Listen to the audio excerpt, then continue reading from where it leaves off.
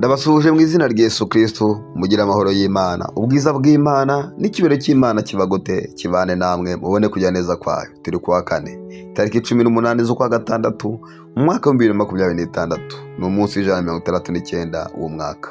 Igice cya 542 kiri imfasha ry'umunsi na Evangeliste Fulgence Mutabaruka. Muhawe ikaze. Uyu munsi tugiye kuganira ku ijambo rivuga ngo Imana ikoherereje marayika. Imana ikoherereje marayika. Kuva kera hose tubona ahantu Imana agiye yohereza marayika wayo. Ni umunsi wa none iracyohereza marayika.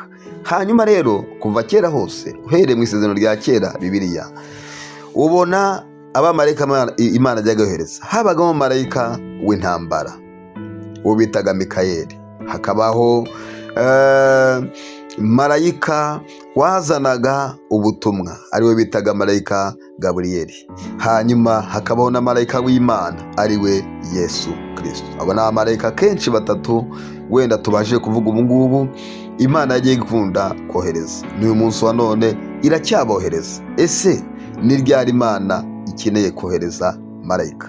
Ese Imana igiye yohereza marayika? Reka tubirebere hamwe muri iki kiganiro. Daniyeli igice cya 6:21 aravuga ngo ageze hafi y'urwo rwobo Daniyeli yari arimo, atera hejuru ijwi ry'umubabaro abaza Daniyeli ati, yewe Daniyeli mugaragu w'Imana ihoraho, mbese Imana yawe ukorera iteka yabashe kugukiza intare? Daniyeli asubiza umwami ati, nyagasani uhoraho, Imana yanjye yohereje marayika wayo abo mu minwa y'intare, ntacyo zantwaye kuko nabonetse imbere yayo ntafite icyaha, kandi nawe nyagasani ntacyo nagucumiyeho. Imana idufashe cyane, Imana ikoherereze marayika. Uyu ni Daniyeli wari warenganijwe bamujugunya mu rwobo rw'intare, ariko Imana ibumba iminwa y'intare. Haleluya! Ibumba iminwa y'intare, yohereza marayika afata iminwa y'intare. Intare zari zishonje, bari bamaze iminsi barazima ibyo kurya kugira ngo zizahite zitanyagura Daniyeli, ariko Daniyeli bamujugunyemo, Imana ibumba iminwa y'intare.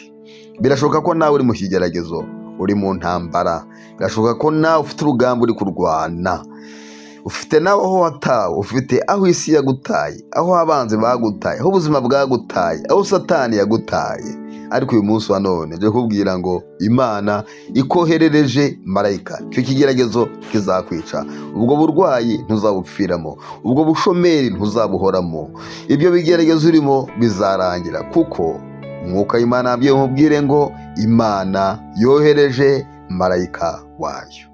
Ndasenze mu izina rya Yesu Kristo, uyu mwene data akeneye ubutabazi bwawe, akeneye neza yawe, mwiyereke umugire neza muri byose, mu izina rya Yesu, amen.